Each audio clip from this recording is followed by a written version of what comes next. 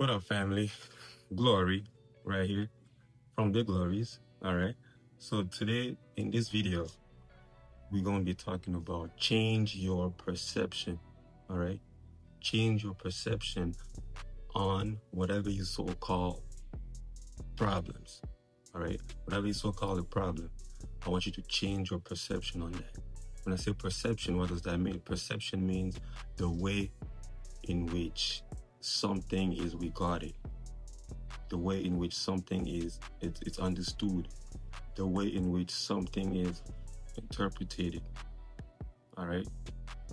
So when I say change your perception on what you call problem, it means change the way you see problems. All right. Like me, I don't have any problem. I made a decision that I don't have any problem. All right. Every single problem, to me, it's actually an opportunity to grow. It's an opportunity to see God's power working through me. And it's also an opportunity to become my true self just by having problems. All right. So I want you to do the same thing. I want you to make a decision that you have no problem. Right? You have no problems. Like I don't care if you're divorced, you're sickness. I don't care if you're depressed. I don't care if you're oppressed. I don't care if you have weaknesses. I don't care if you have insults. I don't care if you have hardships. I don't care if you have persecutions. I don't care if you're going through trouble for Christ. I don't care. Like, whatever you're having as a problem, I want you to make a decision that it's no longer a problem. It's now. It's an opportunity, right? It's now an opportunity to grow, to see God's power working through you, and it's also an opportunity to become your true self. All right? Never forget that. Like nothing in this life is a problem. That's the mindset I want you to have. Nothing in this life is a problem. The word problem is a human definition of opportunity to grow, opportunity to see God's power working through you, and also it's an opportunity to become your true self. Like when you call it a problem, it becomes negative, like it affects like your inner self, everything. But when you call it an opportunity, right, it becomes a positive. Okay, so I want you to make a decision that every problem that you go through, it's actually an opportunity to grow. Like, make that decision. Like, when I say decision, what does that mean? Decision means cutting off any other possibility than the one that you just picked. All right, so pick to always, right, see your problem as an opportunity to grow, an opportunity to see God's power working through you, and also an opportunity to become your true self. Make that decision.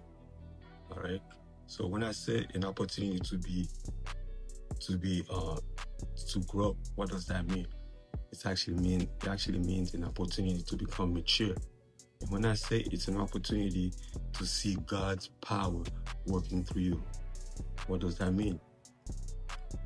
Back in the days, right, there was Paul.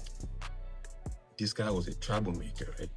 Like, he couldn't help it. He was nagging people, and then, now he had like so many revelations, but the thing is, he couldn't control his attitude. His attitude was pretty bad.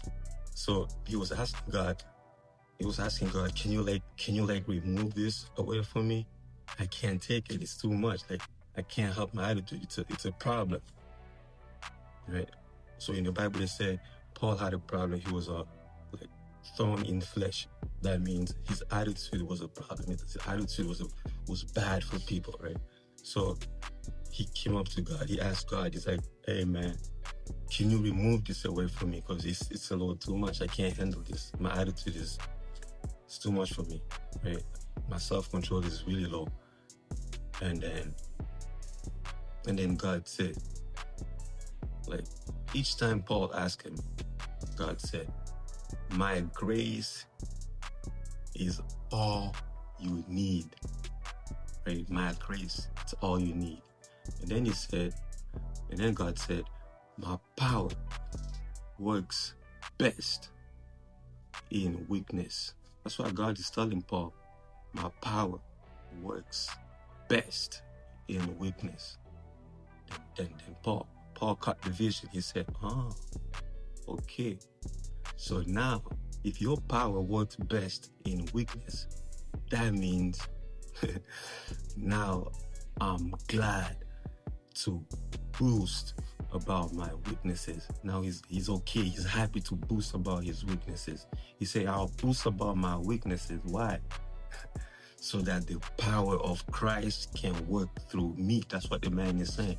So when I boast about my weaknesses, it right away, automatically, it provokes God to work out his power. The man says, so that the power of Christ can work through me. That's why he boasts about his weaknesses, right? And then he said, that's why I take pleasure in my weaknesses. The man is saying, I take pleasure in my problems. I take pleasure in my weaknesses. I take pleasure in persecutions. I take pleasure in insults. I take pleasure in hardships. I take pleasure in the trial that I go through for Christ. Why? Here's the why. The man said, for when I'm weak, then I'm strong. For when I'm divorced, then I have an opportunity to grow, to see God's power working through me, and I also have an opportunity to become my true self. When I'm oppressed, when I'm depressed, then it's an opportunity to grow, to see God's power working through me, and to become my true self. When I'm sick, I'm not sick. It's an opportunity to grow, to see God's power working through you, and to become your true self. All right, I'm signing off. The glories.